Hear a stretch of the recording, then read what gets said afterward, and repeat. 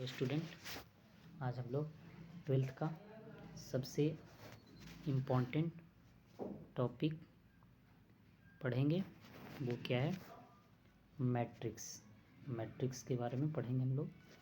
आज का जो टॉपिक हम लोग का है मैट्रिक्स है, जो ट्वेल्थ में आपका एग्ज़ाम्स में पूछे जाते हैं। इससे ऑब्जेक्टिव का भी में से सवाल आते हैं, इससे ऑब्जेक्टिव का भी सवाल आते हैं और सब्जेक्टिव का भी सवाल पूछे जाते हैं, और बहुत ही ईजी है और इससे मार्क्स उठाना बहुत ही आसान है। तो सबसे पहले हम लोग मैट्रिक्स के बारे में जानेंगे। मैट्रिक्स होता क्या है वो देखेंगे। तो सबसे पहले हम यहाँ पे डिस्कस करेंगे मैट्रिक्स में होते क्या क्या। तो मैट्रिक्स एक रेक्टेंगुलर शेप होता है। जैसे ये रेक्टेंगुलर अरेंजमेंट में हम लोग बाबू देखते हैं कि जैसे रेक्टेंगल में हम लोग देखते हैं कि लेंथ होता है, ब्रेथ होता है। तो ये आप इजीली बेस से आप समझ जाइए कि लेंथ के अकॉर्डिंग जो भी एलिमेंट होंगे, लेंथ को मतलब यहाँ पे हम लोग लेंथ वाले जैसे पार्टीशन को हम लोग क्या बोलेंगे? रो बोलेंगे। और कॉलम वाले पार्टीशन को हम लोग क्या, जो ब्रेथ वाले पार्टीशन जो है, जैसे लेंथ में मतलब ऐसे, और यही आप देखिएगा ये ब्रेथ वाले ऐसे जो एलिमेंट्स आएंगे, मतलब ये हॉरिजॉन्टली और ये वर्टिकली जो एलिमेंट्स आएंगे, तो इसको हम लोग बोलते हैं, जो हॉरिजॉन्टली हम लोग डिनोट किए, इसको हम लोग क्या बोलेंगे? रो बोलते हैं। इसको हम लोग क्या बोलते हैं? रो बोलते हैं। और ऐसे जो आएंगे वर्टिकली जो एलिमेंट्स आएंगे, इसको हम लोग कॉलम बोलते हैं। ठीक है। तो सबसे पहले हम लोग इसका डिफिनेशन देखेंगे कि हमारा जैसे कोई भी एलिमेंट्स है, इसमें जैसे एग्जांपल तौर पर अगर यहाँ पे समझाया जा रहा है, पहले 1 2 3 4 5 6 है। तो ये देखिएगा 5 यहाँ पे 6 है, R1 R2 दो रो हैं। देखिए कि यहाँ पर अगर आप इसका यहाँ पे लाइन के थ्रू समझे तो ये वाला देखिएगा हॉरिजॉन्टली आप 1 to 5 को कट कर सकते हैं, 3 4 6 को। तो यहाँ पे आप देखिए दो लाइन यहाँ पे बन रहे हैं। तो ये हमारा रो हो गया। इसको हम लोग क्या बोलते हैं? हॉरिजॉन्टली जो लाइन जो हम लोग पास किए वो हम लोग क्या बोलेंगे? उसको रो बोलेंगे। और यही वर्टिकली जो हो गया इसको हम लोग क्या बोलेंगे? कॉलम बोलेंगे। तो कहने का मतलब इसको हम लोग रिप्रेजेंट करते हैं रो से, और इसको हम लोग रिप्रेजेंट करते हैं कॉलम से। तो रो और कॉलम आपको समझ में आ गया होगा। आई होप यहाँ तक में किसी को कोई परेशानी नहीं होगा। तो अब हम लोग चलते हैं डिफिनेशन पे। डिफिनेशन इसका क्या होता है? तो सबसे पहले डिफिनेशन के लिए मैट्रिक्स का डिफिनेशन हम लोग लिखेंगे। मैट्रिक्स मैट्रिक्स का डिफिनेशन क्या है? मैट्रिक्स का डिफिनेशन लिखेंगे a rectangular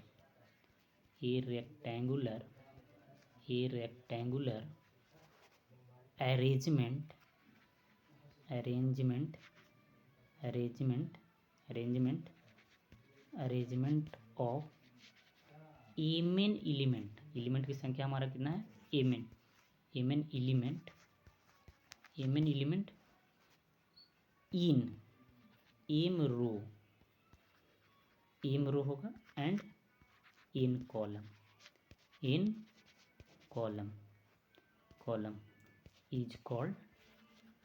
is called matrix. उसको हम लोग क्या बोलेंगे? मैट्रिक्स बोलेंगे।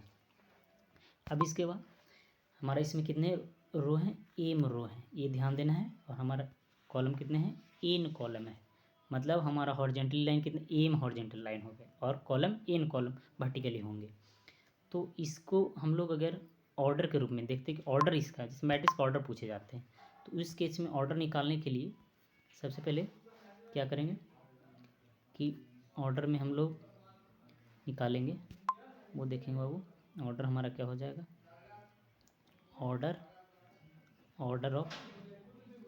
ऑर्डर ऑफ मैट्रिसेस अगर देखेंगे, ऑर्डर ऑफ मैट्रिसेस हमारा एम रो और एन कॉलम है, तो ऑर्डर हमारा हो जाएगा एम क्रॉस एन के फॉर्म में लिखेंगे। और अगर यही नंबर ऑफ अगर एलिमेंट देखना है, नंबर ऑफ एलिमेंट्स, तो क्या करेंगे? Number of row into number of column को क्या कर दीजिए? मल्टीप्लाई कर दीजिए। तो ये हमारा क्या हो जाएंगे? नंबर ऑफ एलिमेंट्स निकल जाएंगे। अब इसके बाद बाबू हम लोग देखेंगे कि जैसे मैट्रिक्स का बेसिकली डिनोट कैसे करते हैं। तो हम लोग मैट्रिक्स को लिखने के लिए हम लोग लिखेंगे मैट्रिक्स को मैट्रिक्स 1 मिनट। मैट्रिक्स को हम लोग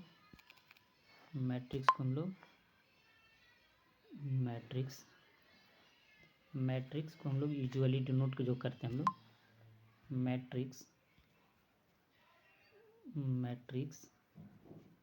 matrices are usually denoted by कैसे, capital A B C ETC। तो कैपिटल लेटर से हम लोग मैट्रिक्स को डिनोट करते हैं। लेकिन यही इसका एलिमेंट्स को अगर रिप्रेजेंट करना है, एलिमेंट्स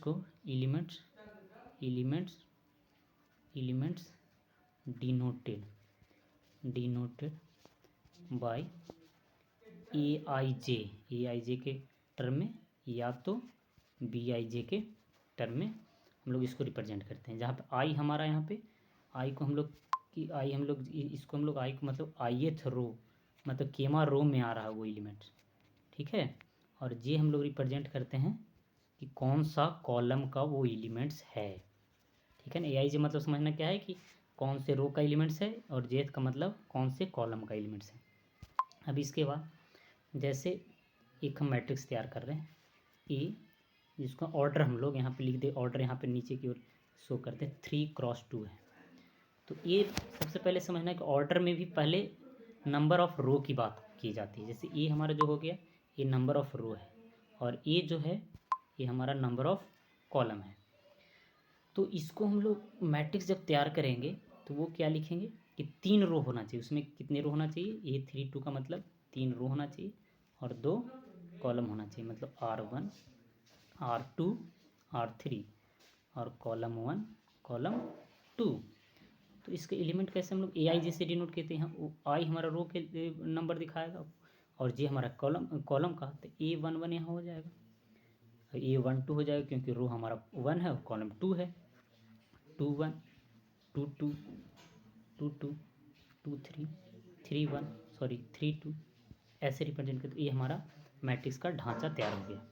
अब यहाँ पे जैसे और भी मैट्रिक्स को हम लोग लिख सकते हैं, जैसे B हमारा क्या है 2x1, मतलब 2 रो हो जाएंगे इसमें और 1 कॉलम हो जाएंगे, मतलब 2 रो मतलब R1 R2 और कॉलम 1 एक ही कॉलम का। तो इसमें मान लिए इसको हम लिख सकते हैं A11, इसमें एलिमेंट्स को रिप्रेजेंट करने के लिए हम लोग A11 और क्या लिखेंगे A21, यही एलिमेंट हमारा जो 2x1 का मैट्रिसेस तैयार हो जाएगा। इसके बाद हम लोग सबसे पहले बात देखेंगे कि हम लोग को एलिमेंट्स जो लिखना है वो क्या करना है। इसके बाद जो एलिमेंट्स लिखेंगे, जैसे इसका एलिमेंट्स हम लोग एलिमेंट्स के बारे में हम लोग बात करेंगे, वो क्या हो जाएगा। जैसे कभी कभी फार्मूला दे दिया, जैसे AIJ, यहाँ पे हमारा AIJ का वैल्यू दे दिया जाएगा पहले से। AIJ एक फार्मूलेट टर्म में दे दिया जाए, I+J/2 है। और मैट्रिक्स तैयार करने के लिए दे दिया जाए कि मैट्रिक्स जो लिखना है ये हमारा आ जाएगा, ये सबसे पहली बात जो हो जाएगा वो 1 मिनट यहाँ पे थोड़े से इरेज करना पड़ रहा है। तो ये जो हो जाएगा, जैसे हमारा ये हम मैट्रिक्स तैयार कर रहे हैं A2x3 का, मतलब 2 रो 2 कॉलम का। तो हम लोग सबसे पहले ढांचा बना लेंगे, पहले हम सिखाए थे ढांचा कैसे तैयार किया जाता है। इसको हम लोग 2 रो है 2 कॉलम है, तो हम लिखेंगे A11 A12 A13, 3 कॉलम तक गया है, और रो तो 2 है तो 21 22 23। अब एलिमेंट हम इसका कैसे ज्ञात करेंगे, तो A11 मतलब AIJ का फार्मूला यहाँ पे दे दिया, तो 1 + 1/2, तो हमारा कितना आ जाएगा 1 आ जाएगा। A12 निकालोगे तो 3/2 आ जाएगा, A13 निकालोगे तो 2 आ जाएगा। उसी तरह से A21 आप निकालिएगा तो 21 भी 3/2 आ जाएगा। A22 कितना आ जाएगा, A22 हमारा 2 2 4/2 मतलब 2 आ जाएगा। A2/3 कितना आ जाएगा 5/2 आ जाएगा। तो जो मैट्रिक्स है यहाँ पे एलिमेंट का वैल्यू आप लिख दीजिए, कितना कितना आ गया 1 आ गया, 1 2 का वैल्यू कितना आ गया 3/2 आ गया, A13 का 2 आ गया, इसका कितना आ गया A21 का 3/2 आ गया, टू टू का 2 आया और इसका 5/2 आ गया। तो ये हमारा मैट्रिक्स तैयार हो गया। अब यहाँ पे हम लोग इसके बाद जैसे एक और था कि नंबर ऑफ, जैसे कहीं कहीं पे देता कि एलिमेंट दे दिया जाता है कि नंबर ऑफ एलिमेंट देता है कितने कितने मैट्रिक्स तैयार होंगे। How many matrices are retain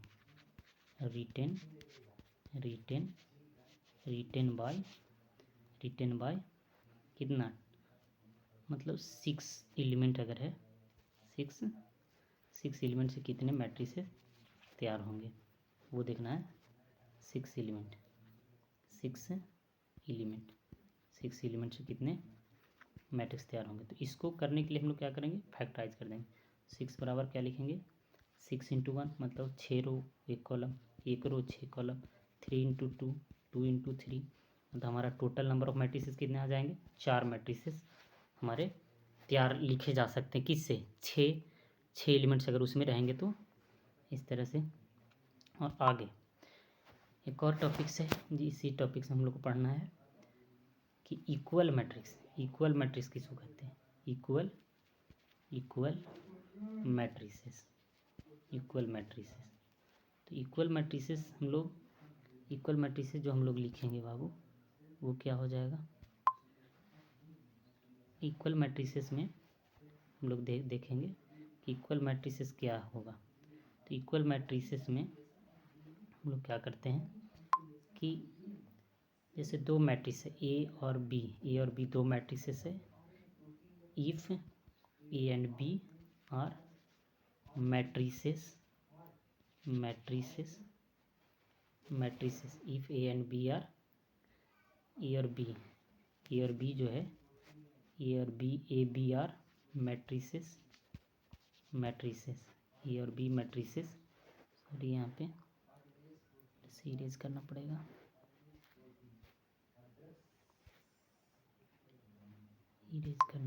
बाबू इसमें, ठीक है। तो हम लोग देखते हैं इसके बाद इक्वल मैट्रिक्स में हम लोग आएंगे, वो क्या है equal matrix. If A and B are equal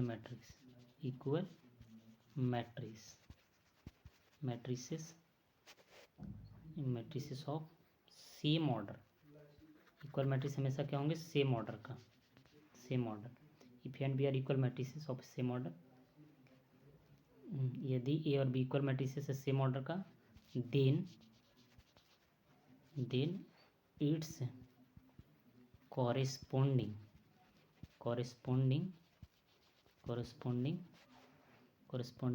elements जो होंगे, एलिमेंट्स और सेम क्या होना चाहिए, सेम होना चाहिए। अगर इनके कॉरेस्पॉन्डिंग एलिमेंट सेम होंगे तभी हमारा इक्वल मैट्रिक्स होगा। जैसे मान लिया जाए ए बराबर 1 2 3 4 लिख रहे हैं, तो हमारा 2 × 2 का मैट्रिक्स है, तो यहाँ भी 1 2 3 4 ही होना चाहिए, मतलब सेम होना चाहिए ना, मतलब कॉरेस्पॉन्डिंग एलिमेंट 1 1 के, 2 2 के, 3 3 के, 4 4 का। तो हम लोग कहें कि यह मैट्रिक्स हमारा क्या है, इक्वल मैट्रिक्स है।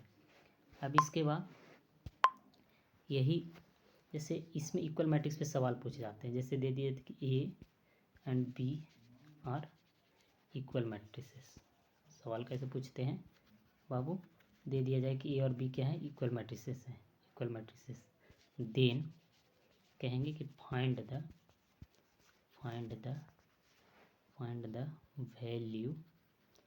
The value of x and y, x और वाई का वैल्यू निकालना है। और यहाँ पे दे देगा कि एक्स प्लस वाई है, 3 है, 5 है, 7 है, ठीक है। और बी हमारा दे दिया जाए 5 7 वाई और यहाँ पे 4। तो आप कंपेयर करोगे तो एक्स प्लस वाई बराबर, दोनों कॉरस्पॉन्डिंग देखिए, एक्स प्लस वाई कितना के बराबर है, 4 के बराबर आ गया। वाई कितना के बराबर है, 3 के बराबर है। तो हमारा एक्स का वैल्यू कितना निकल जाएगा बाबू, एक्स यहाँ पे पुट करोगे तो एक्स प्लस वाई बराबर 4 है, तो एक्स बराबर कितना आ जाएगा 4 - 3, मतलब 1 आ जाएगा, मतलब x का वैल्यू 1 और y का वैल्यू 3। तो ये इक्वल मैट्रिक्स हो गया। तो इसी पे ये मतलब फर्स्ट टॉपिक्स में जो हम लोग पढ़ेंगे एनसीईआरटी का जो पहला टॉपिक है एनसीईआरटी का जो एनसीईआरटी अगर आप बुक बनाते हो तो एनसीईआरटी में आप देखोगे मैट्रिसेस का 3.1 एक्सरसाइज में जितना तक आज बताए उतना से ही प्रॉब्लम है। तो आप इस प्रॉब्लम को डिस्कस करें, सॉल्व करें। आई होप यहाँ तक आपको समझ में आया होगा। यहाँ तक में कोई किसी को कोई परेशानी है तो आप कमेंट में ज़रूर